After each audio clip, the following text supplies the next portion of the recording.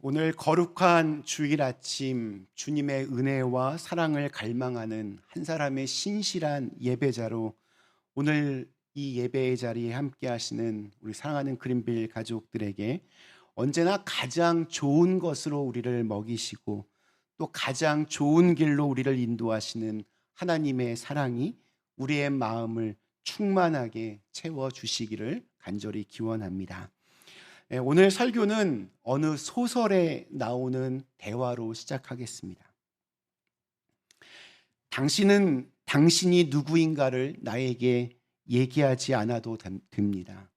여기는 내 집이 아니라 하나님의 집입니다. 이 집의 문은 들어오는 사람의 이름을 묻지 않습니다. 다만 마음에 아픔이 있는지만 묻습니다. 당신이 괴롭고 배고프고 목이 마르다면 당신은 환영받습니다. 내가 당신을 나의 집으로 받아들였다고 생각하면 잘못입니다. 누구나 안식처를 필요로 하는 사람 외에는 그 누구도 주인이 아닙니다. 여기 있는 모든 것은 당신의 것입니다. 무엇 때문에 제가 당신의 이름을 물을 필요가 있겠습니까? 그리고 당신이 말하기 전부터 나는 당신의 또 하나의 이름을 알고 있습니다. 사내는 놀라운 듯 눈을 크게 떴다. 정말입니까? 당신은 저의 이름이 무엇인지 알고 있습니까? 그렇습니다. 당신의 이름은 나의 형제이지요. 자, 이리 들어오시오. 이것은 빅토르 위고의 명작인 레미제라블의 한 대목입니다. 배고픈 조카들을 위해 빵을 훔치다 잡힌 장발장은 계속되는 탈옥 시도로 형량이 점차 늘어나서 무려 19년을 감옥에서 보낸 끝에 가석방되었습니다. 그러나 그에게는 먹을 것도 없었고 잠잘 곳도 없었습니다. 마을 벤치에서 잠든 그에게 어느 노파가 한 집을 가리키면서 저 집에 가서 도와달라고 하면 도와줄 겁니다. 그렇게 이야기합니다. 그 집은 미리엘 신부의 집이었습니다. 신부님은 비참한 몰골의 장발장을 보고도 기꺼이 음식과 잠자리를 제공했습니다. 그 다음으로 이어지는 이야기는 인간은 얼마나 배은망덕한가와 함께 또 인간이 얼마나 아름답고 숭고할 수 있는가를 동시에 보여줍니다. 우리가 잘 아는 대로 장발장은 신부님 집에 있던 은그릇을 훔쳐서 달아났습니다. 은혜를 베푼 사람에게 뒤통수를 아주 세게 때린 꼴입니다. 그러나 잠시 후에 장발장을 수상히 여긴 헌병들이 그를 붙잡아 신부님에게 다시 데리고 옵니다. 장발장은 헌병들에게 그 은그릇은 신부님이 나에게 준 것이라고 뻔뻔하게 거짓말까지 했었습니다. 정말로 그랬는지 사실을 확인하기 위해 헌병들이 이 신부님에게 물어보자 미리엘 신부는 장발장에게 대뜸 이렇게 말합니다. 다시 만나게 되어서 잘 됐소. 나는 당신에게 촛대도 주었는데 그것은 왜 안 가지고 갔소? 그것도 은으로 만든 것이니 최하 200프랑은 받을 수 있을 거요. 자, 촛대도 가져가시오. 하면서 은 촛대를 그에게 주었습니다. 이후에 장발장은 완전히 변했습니다. 그는 벽돌 공장 직원으로 들어가서 누구보다도 열심히 일했고 나중에는 사장이 되어서 공장 안에 어려운 이들을 진정한 사랑으로 돌보아 주었습니다. 나중에는 사람들의 열렬한 지지로 그 도시의 시장으로 추대되기도 했습니다. 미리엘 신부님의 사랑이 장발장을 구원하고 또 변화시킨 것입니다. 레미제라블을 불후의 명작으로 만든 것은 이 미리엘 신부입니다. 그는 작품 속의 모든 감동적인 이야기들의 씨앗이었습니다. 그 이유가 무엇입니까?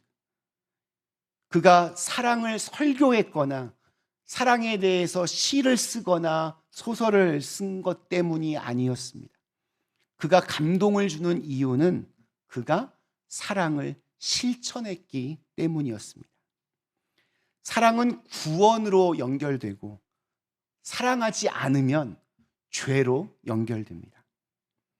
사랑하지 않는 죄, 그런 죄가 있습니다. 사랑하지 않는 죄. 세상에서 가장 오래되고 가장 뿌리 깊은 죄입니다. 인류 최초의 범죄는 아담과 이브가 선악을 알게 하는 나무의 열매를 먹은 것에서부터 시작되었습니다. 우선 이 일은 하나님께 죄가 되었습니다. 그것을 먹음으로써 창조주이신 하나님과 자기가 이렇게 맞먹으려고 했으니까 그것이 죄였고, 또한 먹지 말라고 하셨는데 그럼에도 불구하고 먹었으니 또 불순종의 죄였습니다. 그런데 선악을 알게 하는 나무 열매를 먹은 이 죄가 어떻게 사랑하지 않는 죄라고 말할 수 있을까요? 이 죄의 과정을 찬찬히 살펴보면 단번에 풀립니다. 사랑이라고 하는 것은 다른 사람을 이렇게 품어주고 잘 되게 하는 겁니다. 그런데 이브의 경우 그 열매를 먼저 먹어 죄를 먼저 지었습니다. 그런데 그녀는 자신의 죄를 지은 것도 모자라서 남편 아담에게도 열매를 줘서 먹게 함으로써 타락하게 했으니 이것이 이브의 또 다른 죄였습니다. 그녀는 사랑의 실패자였습니다. 옆 사람을 망하게 했습니다. 이후에 이 아담도 사랑에 실패했습니다. 하나님께서 왜 그 열매를 먹었느냐 책망하실 때 아담은 자기의 아내에게 모든 그 책임을 떠넘겼습니다. 그는 하나님이 내게 주신 저 여자 때문에 내가 먹었습니다 대답했습니다. 너 때문에 그랬어. 이런 원망이 그 안에 담겨져 있습니다. 그 후로 사람 사이에는 이 원망의 감정이 일반화되었고, 당연히 사랑해야 할 관계에서도 원망과 미움이 뿌리 깊게 자리 잡고 있습니다. 이렇게 보면 사랑하지 않은 죄야말로 세상에서 가장 뿌리 깊은 죄라고 말할 수 있습니다. 아담과 이브의 아들이었던 가인이 인류 최초의 살인자가 된 건 역시 동생을 사랑해야 하는데 그것에 실패했기 때문이었습니다. 하나님에 대한 원망과 동생에 대한 질투와 미움으로 그는 동생을 죽였습니다. 그 후로 세상은 사랑보다 미움이 좀 더 가득한 곳으로 그렇게 바뀌고 말았습니다. 이 세상에는 사랑보다 미움이 더 많아 보입니다. 더구나 세상은 마귀의 가치관이 가득하기에 하나님의 말씀을 품고 사는 우리를 미워할 수밖에 없습니다. 그러기에 세상에 믿지 않는 사람들이 우리를 사랑해 주기를 기대하는 것은 어찌 보면 어리석은 일입니다. 요한의 때도 그랬습니다. 그래서 13절에서 이렇게 말씀하고 있습니다. 형제들아, 세상이 너희를 미워하여도 이상히 여기지 말라. 이런 말씀 읽으면 좀 마음이 불편하지만 엄연한 사실이고 현실입니다. 진정한 사랑은 누군가를 죽이는 것이 아니라 자기가 먼저 죽는 것입니다. 그 원조가 바로 우리 예수님이십니다. 예수님께서는 당신이 죽어서 모든 사람들을 살려내셨습니다. 우리 16절 말씀이 이렇게 증언합니다. 그가 우리를 위하여 목숨을 버리셨으니 우리가 이로써 사랑을 알고 우리도 형제들을 위하여 목숨을 버리는 것이 마땅하니라. 예수님은 세상이 그분을 사랑하기는커녕 미워했지만 그들을 위해 십자가에서 돌아가심으로써 세상을 구원하셨습니다. 세상이 예수님을 사랑했기 때문에 십자가에서의 그 숭고한 사랑을 주신 게 아니었습니다. 세상은 미워했지만 그럼에도 예수님은 그들을 위해 십자가를 지셨습니다. 죽으셨습니다. 그리고 부활하셨습니다. 우리가 사랑하면, 사랑의 사람이 되면 자신도 살고 다른 사람도 살려냅니다. 사랑의 사람이 되어야 누군가를 살려낼 수 있는 그러한 사람이 됩니다. 그런데 어떻게 사랑해야 하는가? 우리 18절 말씀 참 도전이 됩니다. 자녀들아, 우리가 말과 혀로만 사랑하지 말고 행함과 진실함으로 하자. 아무리 아름답고 감동적인 말과 글로 사랑을 묘사해도 그 사랑을 직접 누군가에게 실천하지 않으면 이것은 아무런 의미가 없습니다. 또한 우리 18절 말씀을 차근차근 좀 더 곱씹어 보면 굉장히 의미심장합니다. 혀와 진실함, 이 두 단어를 빼도 이 문장은 그 뜻이 별로 달라지지 않습니다. 말로만 사랑하지 말고 행함으로 하자. 이렇게 해도 충분히 그 뜻이 전달됩니다. 그런데 굳이 말 다음에 혀를 넣고 행함 다음에 진실함을 넣은 이유는 무엇일까요? 여기엔 중요한 의미가 담겨져 있습니다. 우선 말과 혀의 관계에 대해서 한번 생각해 봅시다. 말을 하려면 반드시 혀가 있어야 합니다. 종종 이 혀에 암이 생겨서 혀를 절단하는 분들이 가끔 있는데 그분들은 혀가 없어서 말을 할 수가 없습니다. 그러므로 혀가 없으면 말도 없습니다. 이와 똑같은 관계가 행함과 진실함에도 적용이 됩니다. 행함이 진정한 행함이 되려면 반드시 진실함이 그 안에 담겨져 있어야 합니다. 아무리 사랑을 이렇게 실천해도 진실함이 없으면 그건 가짜입니다. 진실함은 참된 행함의 절대적인 기초입니다. 우리 한국에서 이렇게 선거철 되면 정치인들이 고아원이나 양로원 찾아가서 아주 환한 미소와 함께 봉사활동을 하고 또 마지막에는 금일봉을 전달하는 뉴스 종종 보셨을 겁니다.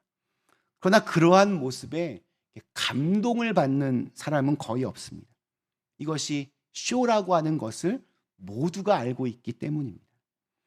진실한 마음 없이 행하는 사랑의 실천은 오래 가지도 않을 뿐만이 아니라 오히려 위선의 탈을 썼다고 그렇게 비난을 받습니다. 어느 선교사님의 간증을 들었습니다. 그분은 학창시절 아주 많이 방황했다고 합니다. 고등학교 졸업장도 간신히 받았습니다. 안 해본 나쁜 일이 없을 정도로 험하게 살았던 어느 날 이분이 예수님을 만나서 새 사람이 되었습니다. 그분은 우연히 알게 된 노숙자들을 위한 봉사단체에서 열심히 무료 급식을 나누어 주면서 꿈이 하나 생겼습니다. 가난한 나라에 선교사로 가서 지금 하고 있는 이 일을 하고 싶다. 이러한 비전을 품고 또 그것을 위해 준비했습니다. 몇 년이 지난 후에 결국 캄보디아의 선교사로 파송이 되었고 그곳에서 가난한 이들에게 무료 급식을 하는 사역을 시작했습니다. 한국을 떠나 캄보디아까지 직접 가서 매일같이 가난한 이들에게 밥을 나누어 주는 사역을 했으니 행동하는 사랑을 분명히 보여준 거 아니겠습니까? 그러나 그분의 간증에는 사역 초기에 했던 사랑은 가짜였다는 고백으로 그렇게 이어집니다. 왜냐하면 진실함이 없었기 때문이었습니다.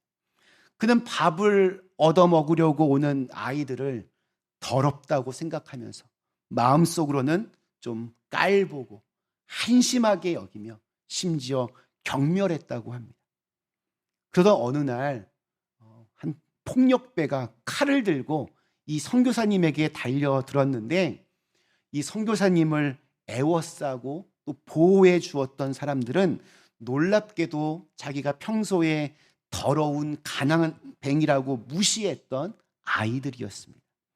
이 아이들은 자신들의 안전은 생각하지도 않은 채 이 선교사님을 애워싸고 보호한 것이었습니다. 이 사건은 선교사님을 주님 앞에 완전히 무너지게 하였습니다. 그때까지의 사랑은 행동은 있었으나 진실함은 없는 가짜였습니다. 이 일 이후로 선교사님의 눈에 그 아이들이, 그 가난한 아이들이 예수님으로 보였다고 합니다. 그때부터 아이들에게 밥을 퍼줄 때 무릎을 꿇고 그렇게 밥을 나누어 주었다고 합니다. 드디어 그분의 행동에 진실함이 더해져서 진정한 사랑이 시작된 것입니다. 진실함으로 실천하는 사랑 정말 중요합니다. 선한 일을 하면서, 좋은 일을 하면서 스스로 내가 참 괜찮은 사람이지, 다른 사람들은 얼마나 나를 높이 평가할까, 이런 교만을 떨지 말아야 합니다. 도움을 받는 사람의 상황과 입장은 전혀 고려하지 않고 나의 선행만 중요하게 여기면 안 됩니다. 그런 것들은 모두 진실함이 없는 사랑입니다. 진실함으로 실천하는 사랑의 원조, 이번에도 역시 예수님이십니다. 예수님은 제자들을 진심으로 사랑하셨습니다. 요한복음 13장은 1절에서 이러한 구절로 시작합니다. 6월절에 예수께서 자기가 세상을 떠나 아버지께로 돌아가실 때가 이런 줄 아시고 세상에 있는 자기 사람들을 사랑하시되 끝까지 사랑하시니라. 예수님의 사랑은 끝까지 계속해서 하는 사랑이었습니다. 그리고 그 다음으로 이어지는 장면은 예수님이 더럽고 냄새나는 제자들의 발을 씻기는 장면입니다. 예수님께서는 마음과 말로만 사랑하신 게 아니었습니다. 직접 허리에 수건을 두르시고 대야에 물을 떠다가 더럽고 냄새나는 제자들의 발을 씻기셨습니다. 예수님께서는 더럽고 냄새나는 사람을 있는 그대로 다 품어주고 사랑하셨습니다. 그런데 이거 아십니까? 예수님은 나중에 우리도 씻겨주셨습니다. 당시 다락방에서는 물로 제자들의 발을 씻기셨지만 몇 시간이 지난 후에 골고다 언덕 십자가 위에서 예수님은 당신의 고귀한 피를 흘리셨는데 그 피는 죄에 찌든 우리를 씻기시는 사랑과 권능의 보혈이 되었습니다. 예수님은 말로만 사랑하신 게 아니라 십자가를 지시는 사랑으로 또 피 흘려 돌아가시는 구체적인 행동으로 그렇게 사랑하셨습니다. 그 사랑을 느끼실 수 있습니까? 주님의 손길이 우리의 발을 씻기시면서 매만지는 그런 촉감을 느낄 수 있습니까? 예수님의 시선이 얼마나 따뜻하게 우리를 바라보시는지 느끼실 수 있습니까? 예수님의 사랑은 때로는 가슴이 저며오도록 아프게, 때로는 눈물이 펑펑 쏟아지도록 감동적으로 그렇게 우리에게 다가옵니다. 예수님의 사랑은 귀로만 듣는 사랑이 아니라 보고, 느끼고, 만지고, 촉감으로 알 수 있는 구체적인 사랑입니다. 이러한 사랑을 우리가 실천할 때 우리에게 주어지는 놀라운 축복이 있습니다. 우리 21절과 22절의 말씀입니다. 사랑하는 자들아, 만일 우리 마음이 우리를 책망할 것이 없으면 하나님 앞에서 담대함을 얻고 무엇이든지 구하는 바를 그에게서 받나니 이는 우리가 그의 계명을 지키고 그 앞에서 기뻐하시는 것을 행함이라. 예를 들어서 예입니다. 실제가 아니라 저희 집 이제 아들이 제 신용카드를 몰래 가지고 나가서 이것저것 자기 기분대로 물건들을 샀습니다. 그날 저녁 제 아들은 아무 일도 없다는 듯이 저를 볼 수 있을까요? 아마도 제대로 저를 보지 못할 것입니다. 아무 일 없다는 듯이 저 막 보면 전문가에게 맡겨야 합니다. 아마 이 핑계 저 핑계 대면서 자기 방에서 나오지도 못할 것입니다. 나중에 자기가 정말로 필요한 물건이 있어도 그것을 사달라고 말조차 꺼내지 못할 겁니다. 하나님은 우리의 마음보다 크신 분이라고 오늘 성경은 말합니다. 즉 우리의 모든 것을 알고 계신다는 뜻입니다. 우리가 사랑의 사람이 되어서 진실함으로 구체적으로 사랑을 실천하면 우리의 마음보다 크신 하나님께서 우리의 필요한 것들을 다 아시고 우리가 구하는 모든 것을 허락해 주시는 축복이 우리에게 있습니다. 우리 기독교의 가장 큰 계명은 사랑입니다. 사랑이 선과 악을, 죄와 구원을, 정통과 이단을 결정하는 기준이 됩니다. 우리 마지막 23절, 24절 말씀이 이렇게 결론을 짓고 있습니다. 그의 계명은 이것이니 곧 그 아들 예수 그리스도의 이름을 믿고 그가 우리에게 주신 계명대로 서로 사랑할 것이니라. 그의 계명을 지키는 자는 주 안에 거하고 주는 그의 안에 거하시나니 우리에게 주신 성령으로 말미암아 그가 우리 안에 거하시는 줄을 우리가 아느니라. 운물이 하나 있습니다.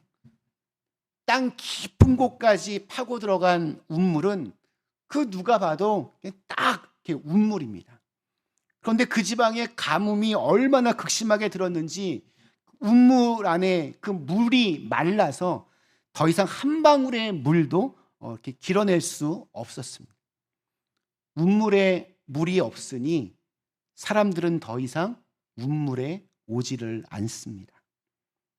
그렇다면 운물이라고 하는 이름과 모습은 가지고 있지만 한 방울의 물도 나오지 않는 운물이 만약에 우리의 영적인 상태를 묘사하는 것이라면 그러한 그리스도인의 모습 얼마나 비참하겠습니까? 아무도 찾아오지 않는 운물처럼 사람들의 발길이 끊어진 교회는 얼마나 무기력하겠습니까? 예수님을 믿고 죄 용서를 받은 모든 그리스도인들은 하나님의 자녀입니다. 그것은 누구도 부정할 수 없습니다. 그러나 그 안에 단 한 바가지의 물도 길어 올리지 못하는 것처럼 우리의 신앙 생활이 너무나 메말라서 충만한 하늘의 은총을 조금도 경험하지 못하고 산다면 이 얼마나 비참하고 정말 힘겨운 신앙생활이 되겠습니까? 해법은 너무나 단순합니다. 예수 그리스도의 이름을 믿고 그분이 주신 계명대로 사랑의 사람이 되어야 합니다. 기브 앤 테이크 수준의 사랑이 아니라 대충 내가 착한 사람이란 평가를 받는 그런 수준의 사랑이 아니라 우리의 롤 모델이신 예수님을 닮아가기 위해서 때로는 뒤통수를 맞아도 때로는 억울해도 아무리 내가 지금 지쳐 있어도 계속해서 포기하지 않고 사랑하기 위하여 애쓰고 노력하면 내 안에서 역사하시는 주님을 경험할 수 있을 것입니다. 또한 그런 교회는 사람들에게 감동을 줍니다. 하나님께서 마르지 않는 샘물로 채워 주실 줄로 믿습니다. 말씀 마치겠습니다. 우리 사랑하는 그린빌 가족 여러분, 오늘 설교 시작하면서 인용했던 이 빅토르 위고의 레미제라블에서 미리의 신부는 하나님에 대해서 다음과 같이 묘사합니다. 아, 당신은 누구이십니까?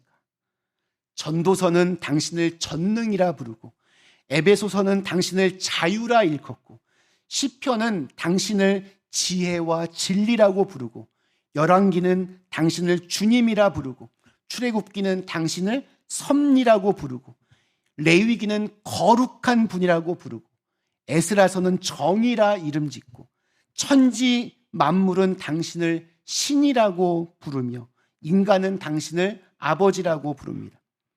그리고 솔로몬은 당신을 사랑이라 부르니, 사랑, 이것이야말로 당신의 모든 이름 중에 가장 아름답습니다. 하나님은 사랑이십니다. 그 사랑이 우리를 구원했고 우리를 존귀한 존재로 바꾸어 주셨습니다. 그 사랑은 계속해서 우리의 삶의 자리에서 어느 누군가에게로 흘러가야 되고 이어져야 합니다. 사랑의 주님께서는 사랑의 사람 안에 거하십니다. 그렇기 때문에 진심으로 사랑의 사람이 되면 주님이 나와 함께 하신다는 확신으로 충만해집니다. 사랑으로 살고, 사랑으로 응답받고, 사랑으로 충만하고, 사랑으로 행복한 우리 그린벨 가족들 다 되시기를 주님의 이름으로 간절히 축원합니다. 잠시 함께 주신 말씀을 생각하며 기도하겠습니다.